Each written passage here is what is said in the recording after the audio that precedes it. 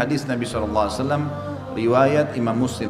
Umar bin Khattab radhiyallahu anhu menceritakan sabda Nabi SAW, "Ma minkum min ahadin yatawadda'u fayusbighul wudu'a thumma yaqul asyhadu an la ilaha illallah wahdahu la syarika lah wa asyhadu anna Muhammadan abduhu wa rasuluh illa futihat lahu abwabul jannati tsamaniyah yadkhulu min ayyaha sya." Tidak ada seorang pun dari kalian berwudu lalu menyempurnakan wudunya, kemudian mengucapkan asyhadu an la ilaha illallah wahdahu la syarikalah wa asyhadu anna Muhammadan abduhu wa rasuluh. Aku bersaksi bahwasanya tidak ada Tuhan yang paling berhak disembah diibadahi kecuali Allah dan tidak ada sekutu baginya, dan aku bersaksi bahwasanya Muhammad benar-benar hamba dan utusannya, melainkan dibukakan baginya 8 pintu surga, ia dapat memasukinya dari mana saja ia suka. Apa ini?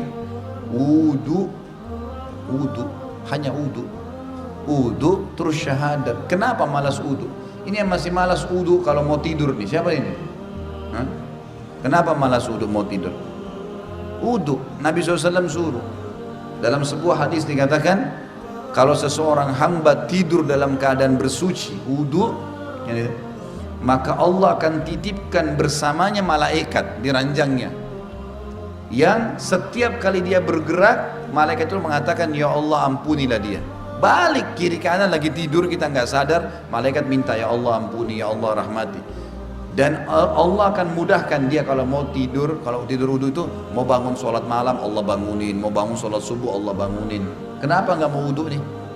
Kenapa malas wudu?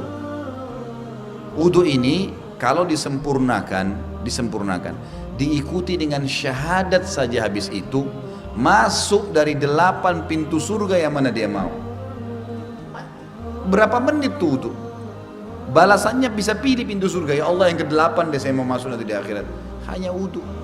Wudu itu bukan cuma untuk sholat, makanya para sahabat selalu wudu, batal wudu, selalu, nggak pernah berhenti, harus wudu. Tapi makna hadis ini adalah pelajaran pertama, Bapak Ibu sekalian, siapa yang berwudu dan menyempurnakan wudunya, penyempurnaan wudu adalah menjalankan seperti sunnah Nabi SAW. Ingat, yang paling pertama niat dalam hati mau wudu karena Allah perintahkan. Yang kedua, harus minimal tempat yang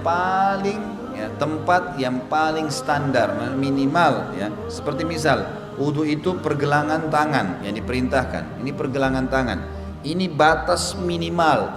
Penyempurnaannya adalah menyentuh semua batas minimal. Kurang sedikit wudunya nggak sah, sholatnya nggak sah. Makanya ada makna hadis menyempurnakan wudu. Maksudnya adalah menyempurnakan tempat minimal, dan kalau Bapak Ibu lebihkan jauh lebih baik. Sabda Nabi SAW, saya ingin sekali bertemu dengan saudara-saudara saya. Kata para sahabat, ya Rasulullah, kami saudara-saudara Anda.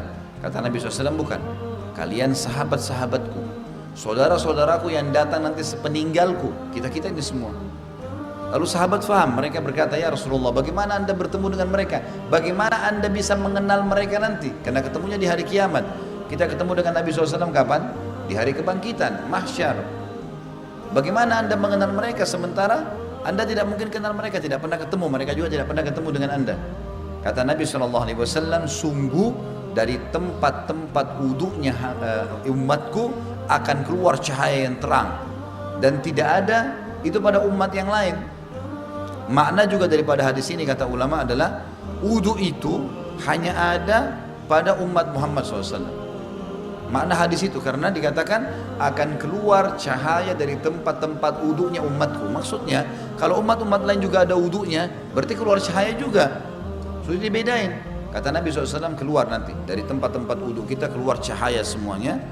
Dan bukankah seseorang yang memiliki kuda-kuda yang banyak bisa membedakan antara kuda-kuda itu bila ada kuda yang keempat kakinya berbulu warna putih, warna apapun badannya, tapi keempat kakinya itu berwarna ada bulu putihnya. Riwayat lain dikatakan keempat kakinya dan bagian dahinya rambut di bagian dahinya berwarna putih, pasti bisa dibedakan, oh ini kuda lain, karena warnanya kombinasi putih sama yang lainnya. Maka begitu pula saya akan membedakan umatku.